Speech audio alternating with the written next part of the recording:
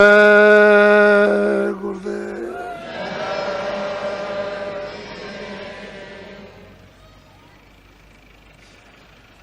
जय गुरुदेव। नाम किसका?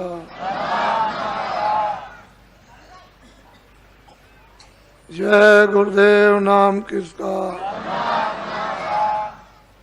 गुरु ध्यान धरो अब मन में, गुरु नाम सुमेरे छिन छिन में। हमेशा जब जब संत अवतरित हुए, उन्होंने हमेशा जीवों को संदेश दिया कि तुम गुरु का ध्यान अपने मन में जमा लो। जब ध्यान जमा लोगे मन में, और चीजों की तरह से जब गुरु से प्रेम हो जाएगा तो इन सब चीजों से लगाओ। आपका मोह ममत, आशा तृष्णा, विषय विकार,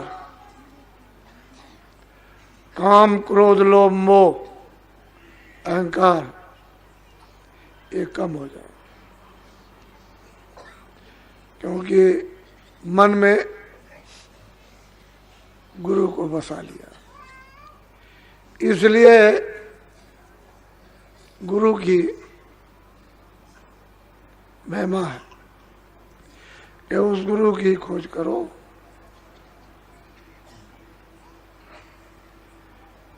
जो शब्द सुने, जो पूरा है, जिसने मालिक को प्राप्त कर लिया।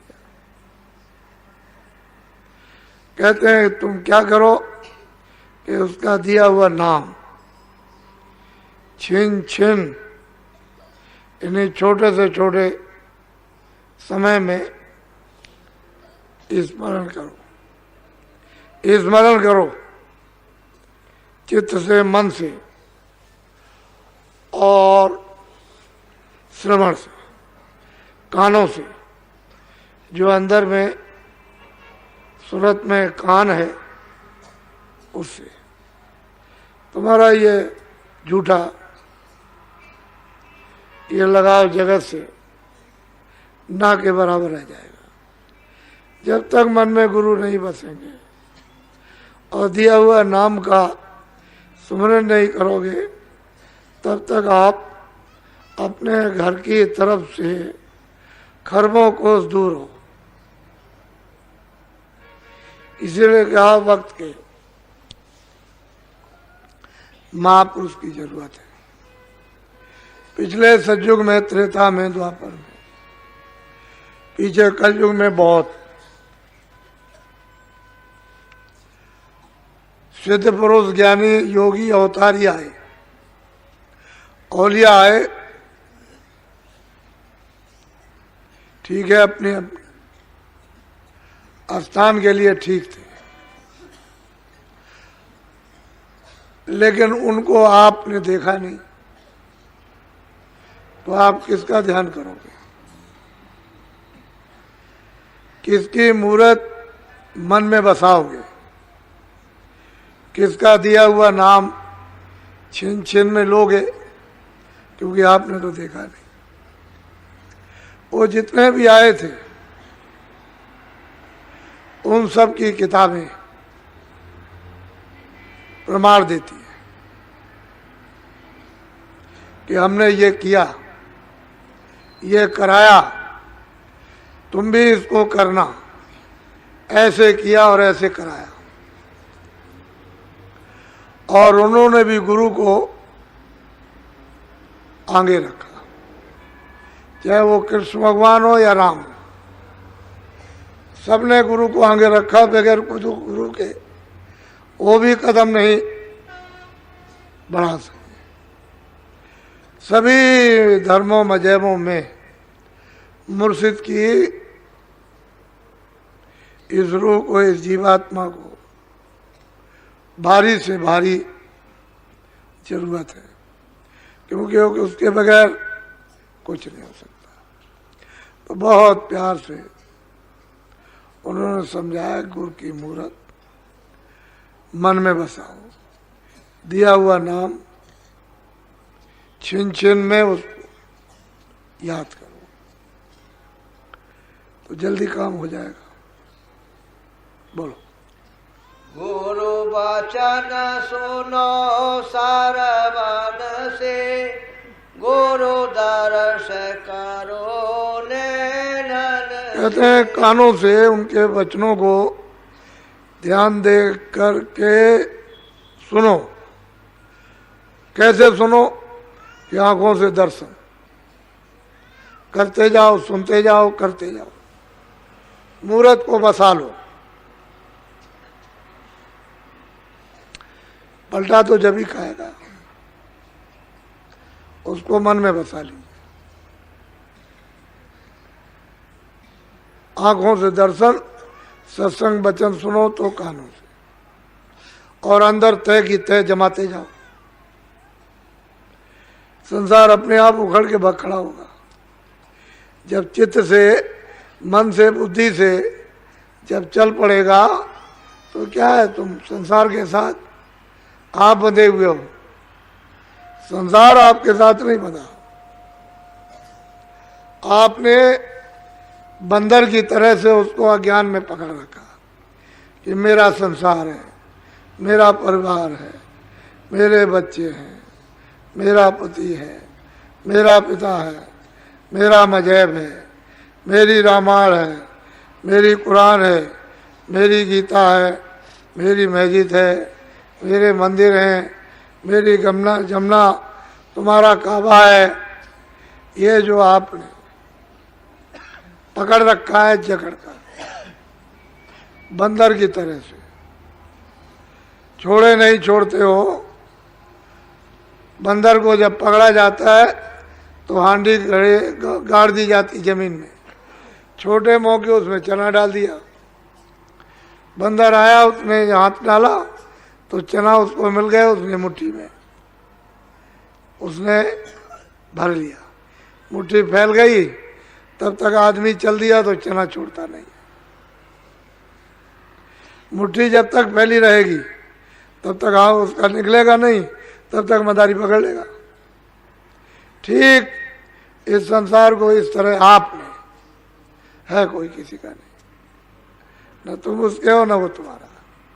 जबरदस्ती अज्ञान में जकड़ के पकड़े हुए। कहते हैं कि जब सत्संग वचन सुनोगे कानों से, आंखों से मूरत का दर्शन करोगे, मन में नाम का छिन छिन तो मतलब याद करोगे, तो ये अपने आप खड़ा होगा। जुक्ति से मुक्ति, और जुक्ति नहीं है तो कुछ नहीं। इसलिए सत्संग की अति जरूरत है। महापुरुषों का सत्संग मिले। बोलो। गुरु ही गुरु गावो भाई, गुरु ही फिर हो सहाय। कहते हैं कि तुम गुरु गुरु गाओ, और फिर क्या होगा, गुरु आपकी सहायता करेगा। साल में एक बार गुरु को याद किया, और बाकी जितने दिन रहे सब संसार को याद करते रहे, तो सहायता संभाल क्या होगी। इतने तो भक्त होने कि आपके पीछे पीछे पीछे पीछे चलें। साल में कभी, वो भी ऊपर से, जबान से, चित्त में नहीं, मन में नहीं, बुद्धि में नहीं, बस जबान से बस। तो आपकी संभाल और सहायता कैसे होगी। कहते हैं हर वक्त गुरु ही गुरु फिर गाओ, फिर तुम्हारे सहायक हो जाएंगे। तो ये जीवात्मा फिर 84 में नरकों में नहीं जा सकती, जलम मरण से छुटकारा पाए। ये तो उनके महापुरुषों के वचन दस्तावेज है। क्यों आप जाते हो दस्तावेज कराने कि मोहर लग जाएगी पक्का हो जाएगा? तो ये वचन उनके मोहर लगे हुए पक्के हैं, दस्तावेज है।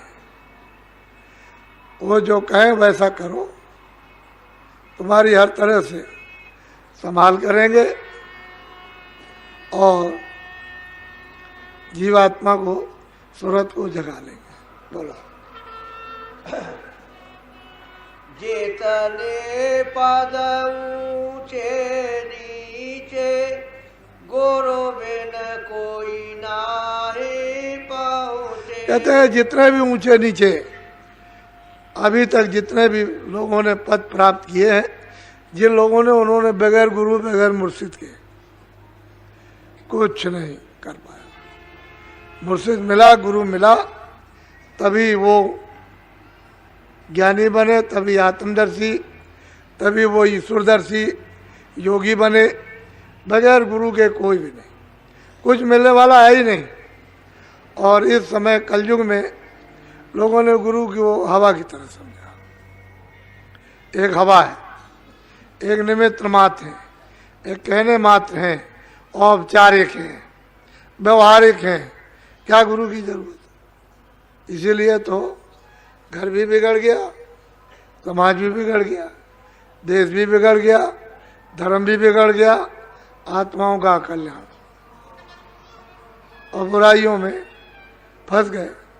अगर आप पकड़े रहते खोज कर और सुनकर आप उन वचनों पर चलते रहते तो सब व्यवस्था सबके लिए ठीक होती और सब लोग शरीर से सुखी रहते। शरीर से सुख मतलब सबसे सुख। जब शरीर से सुख है तो सबसे सुख है, और शरीर दुखी है तो सब दुखी। धन होते हुए रो रहे, जिनके पास नहीं है, शरीर नहीं ठीक है तो वो रो रहे, और शरीर ठीक है तो सब सुख है, सब आराम है। शरीर ठीक नहीं है, कोई आराम नहीं।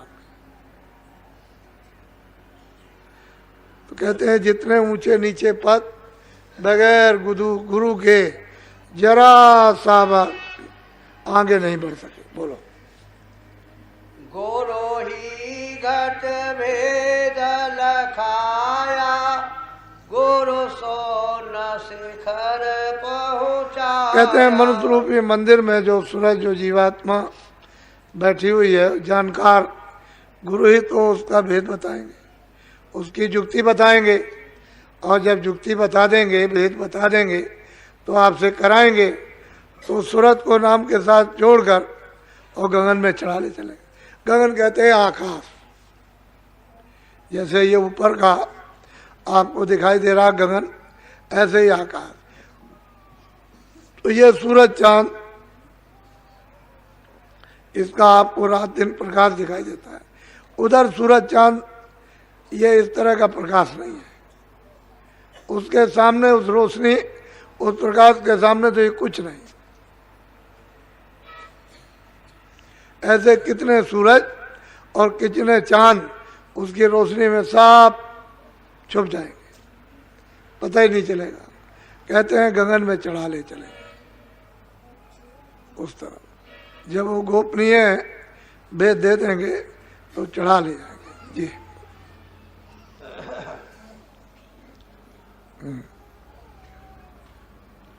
गुरु महासोन पर छाए, गुरु भमर गुफा गयाए। कहते हैं ये पद है, ये स्थान है सैदल कमल। इसके ऊपर में ब्रह्म का स्थान, उसके ऊपर पार ब्रह्म का स्थान, ये दिखाते हुए कहते हैं कि तुमको ले चलेंगे स्थान दर स्थान। गुरु धीरे से चढ़ा ले चलेंगे गगन की तरफ। जिधर से ये सूरत आई उधरी। आप क्यों डरते हो? घर का भेद बताया घर में जाने का, तो भय खौफ क्यों? इसलिए कि आपके ऊपर इस देश का, काल का कर्जा है। कर्जे के बसीभूत होकर आपको भय लगता है, नहीं अपने घर का पता ठिकाना मिल जाए तो वहाँ डर किस बात का। वहाँ तो जो पहुँचेगा वो जीवित हो जाएगा, कभी मरता ही नहीं है, कभी जन्म ही नहीं लेता, कभी रोगी धोगी नहीं, कभी बीमारी नहीं है, कभी छोटा ही बड़ा नहीं, अपने स्वतंत्र है, अविचल और सुख आनंद और शक्ति के लोक में पहुंच जाएगा, परम धाम में।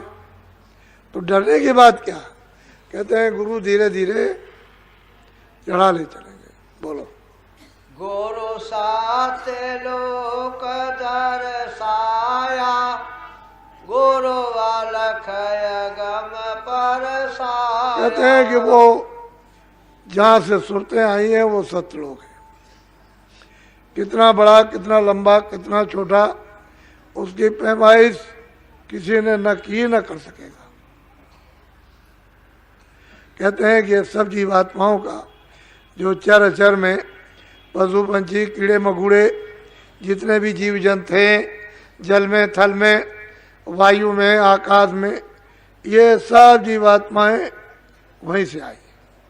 और सबसे पहले इन सबको नर तन मनुष्य शरीर मिला। पहले कोई भी पशु पंछी कोई कीड़ा नहीं। जब नर शरीर सबको दिया गया, जितने भी आए, नर शरीर पाने पर जब एक विधान बना दिया और अधिकार आपको दे दिया कि जो भी अच्छा बुरा करेगा अपने अपने कर्म का फल पाएगा, तब उन्होंने फिर 4 खाने 84 लक्षणियाँ और नरक बनाए। फिर जो जो गलती करते गए, किसी ने ज़्यादा, किसी ने कम, किसी ने उससे ज़्यादा, उसको उठा के बंद करते गए कारागारों में और सजा देते चले गए।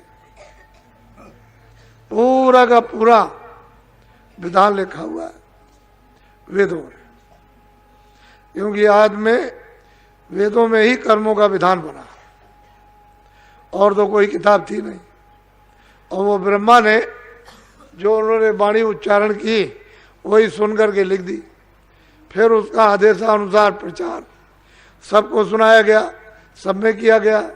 जब प्रचार हो गया तो फिर उन्होंने अधिकार दे दिया कि जो भी जो करेगा उसको ये मिलेगा। बस जीव नहीं जानते थे बेचारे, धीरे धीरे धीरे धीरे करने लगे उसी तरह की। धीरे धीरे चले छोटी सजा, फिर धीरे उससे छोटी, उससे छोटी, उससे बड़ी, उससे बड़ी, उससे बड़ी, बस सजा मिल। अब जीव उतर गए, नीचे उतार दिए गए चारों खानों में। अब इनको मौका कहाँ मिलेगा। मनुष्य शरीर फिर मिला आपको, और ये चढ़ने के लिए मिला, नीचे जाने के लिए नहीं। तो आपको तो इसकी चिंता नहीं है। तो कहते हैं सारी जीवात्माएं सतलोक से इनका उतार हुआ। इन सब का मालिक सतपुरुष है, सतलोक में रहते हैं। वो ना यहाँ कभी आए ना कभी आएंगे।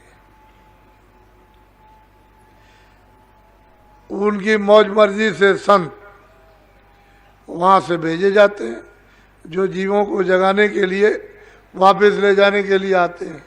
जो उनका कहना मान लेंगे और युक्ति ले लेंगे और प्रेम प्यार कर लेंगे, वो चल देंगे वापस, घर में पहुंचा दिए जाएंगे। जो नहीं मानेंगे वो अपने अपने कर्म का फल जो करेंगे वो फिर भोगेंगे। क्योंकि ये तो मृतलोक में अंतिम स्थान है मनुष्य शरीर का, जहाँ जीवात्मा बैठी है। ऊपर जाने के लिए दोनों आंखों के मध्य भाग में, अगर इससे नीचे उतर गए तो फिर ये मनुष्य शरीर नहीं मिलता। एक ही बार दिया गया, फिर नीचे जा रहे हो, तो जाना चाहिए था ऊपर। बोलो। गुरु ने सब भेद बखाना, गुरु से सतपुरुष पहचाना। कहते हैं गुरु ने सबका, नीचे से लेकर के ऊपर तक 4 खानों 84 योनिया, स्वर्ग, बैकुंठ है, ब्रह्मलोक, पार ब्रह्मलोक, ये सब उन्होंने पूरा का पूरा मतलब एक ही वर्णन किया, बताया, सुरतों को दिखाया। तो गुरु से बढ़ करके और कौन होगा। किसको माना जाएगा? वो तो सब कुछ हुई, वो न मिले तो किसी को नहीं जा सकता। बोलो। यह करनी का भेद है, नाही बोध विचारे, बोध छोड़ करनी करे, तब पावे कछु सारे। कहते हैं भाई करनी का है तो मेहनत का है, तो भजन करने का है। वचन सुन लिया, मन में बसा लिया, उनकी मूर्त अच्छी तरह से, फिर जो नाम दिया उसको आपने हर वक्त याद रखा और बताया कि ऐसे भजन करो, करने लगे। तो कहते हैं करनी का भेद है, ये बुद्धि का नहीं, इसमें बुद्धि कुछ नहीं कर पाएगी।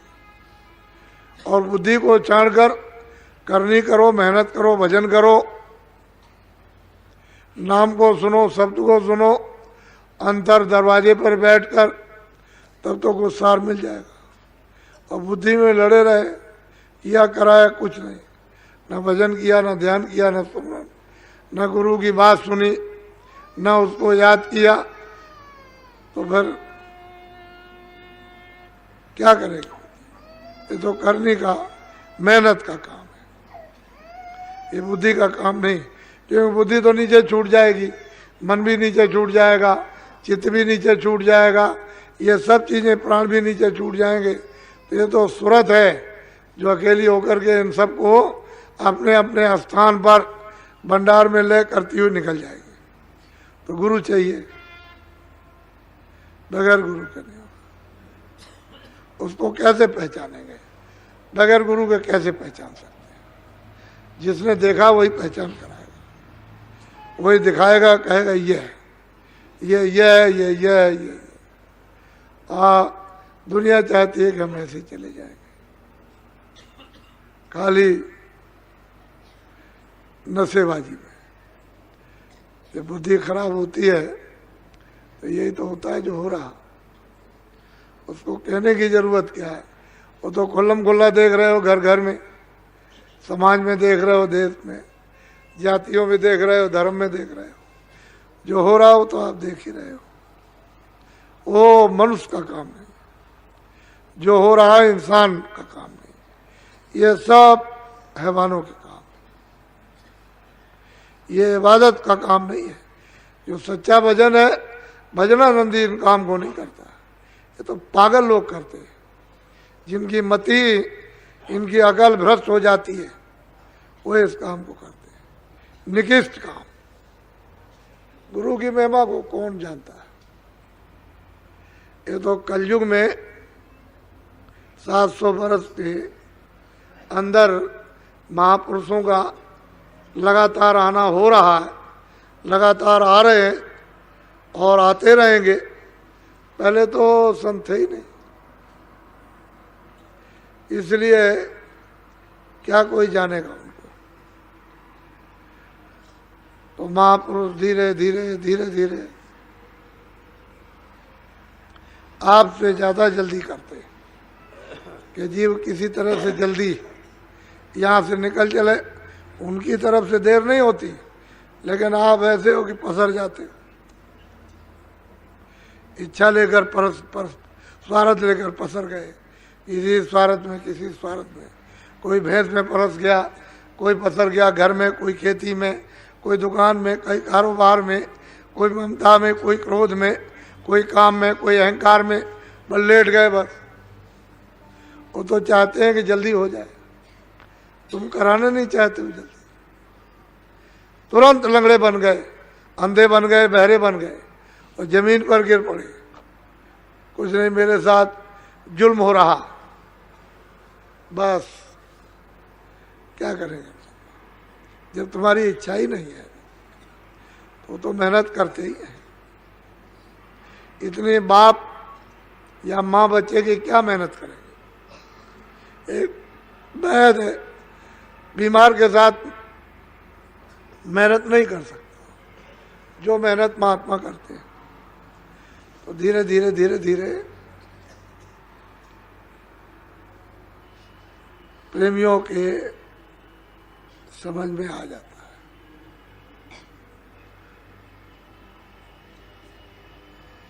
आज 7 तारीख हो गई। बीच में एक दिन और रह गया। मैं आज कैंपों में थोड़ा ऐसे ही चला गया था, कई एक कैंपों में गया हूँ, तो अभी उनके काम अभी जो भी है उनके अधूरे पड़े हुए हैं। उनको काम दिया गया था कि भाई आप अपने अपने भंडारों की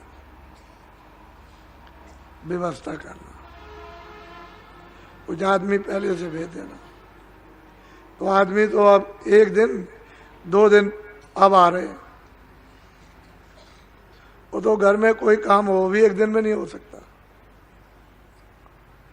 तो इतने लोगों के लिए आपको इतना कहा गया कि आप लोग सचेत हो जाइए, भीड़ बहुत आएगी, आपको मालूम नहीं है, आप जानते नहीं हो, इसलिए कुछ मतलब था, मकसद था, तो आपको कहा गया था कि आप लोग आकर के थोड़ा सा अपने अपने स्थान पर जहाँ रुके वहाँ ये प्रबंध कर लीजिए।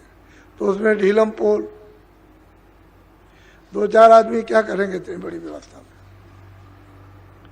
मैं तो देख रहा हूँ अभी तक 2-4 आदमी थे जो इधर उधर लगे रहे, बाकी तो उनको वो थे बेचारे जो भी मतलब 150 कि अच्छा ये कर लीजिए, अच्छा ये कर लीजिए, अच्छा ये कर लीजिए।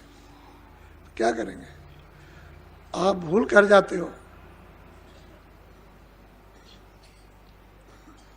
तो आप लोग थोड़ा सा सचेत रहो। आपको उठाया जा रहा हर तौर तरीके से, किसी तरह से कोई ये ना कह सके कि मुझे उठाया नहीं गया, खड़ा नहीं किया गया, संभाल नहीं की गई, दिशा नहीं दी गई, कुछ रास्ता नहीं बताया गया, भौतिक या आध्यात्मिक या पारिवारिक या सामाजिक या मतलब है खेती दुकान दफ्तर का। आपको सब तरह से सावधान, ये तो बारीक तागा है, इस पर तो कहते हैं खाने की धार है।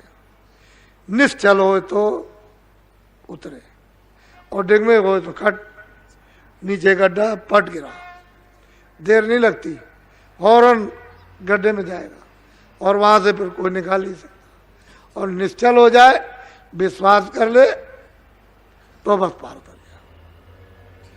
बस डुगमुग ढुलमुल संशय युक्त, ऐसा नहीं होगा वैसा नहीं होगा, ये बस संशय में रहते। इसलिए आपको जब आपको मालूम है कि हमारे यहाँ इतने लोग आएंगे, तो आप अभी तक को बेहोश से पड़े हो, इसलिए उसमें रुचि असली परिवार ये है आपका।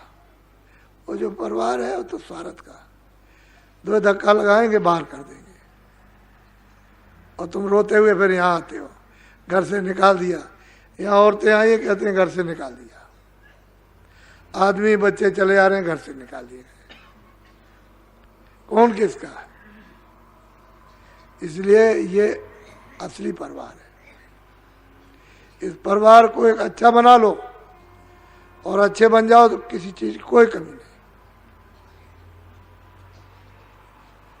तो संभल कर अब जल्दी करो, अब क्या रात है, कल दिन भर है, फिर कल लोग मतलब ये कि अब परसों यहाँ एकदम जमघट ही जमघट, चारों तरफ आपको दिखाई देने लगेगा तो संभालना मुश्किल हो जाएगा। इसलिए होशियारी के साथ आपकी सत्संग सुनो।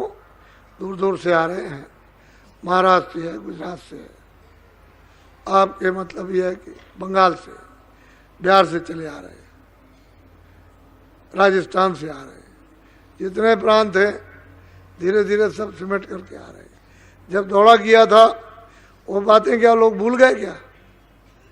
बेचारों के पास साधन नहीं है, तो बेचारे हर बात को याद किए हुए हैं और याद करते हैं कि कभी एक बार फिर अवसर मिल जाए।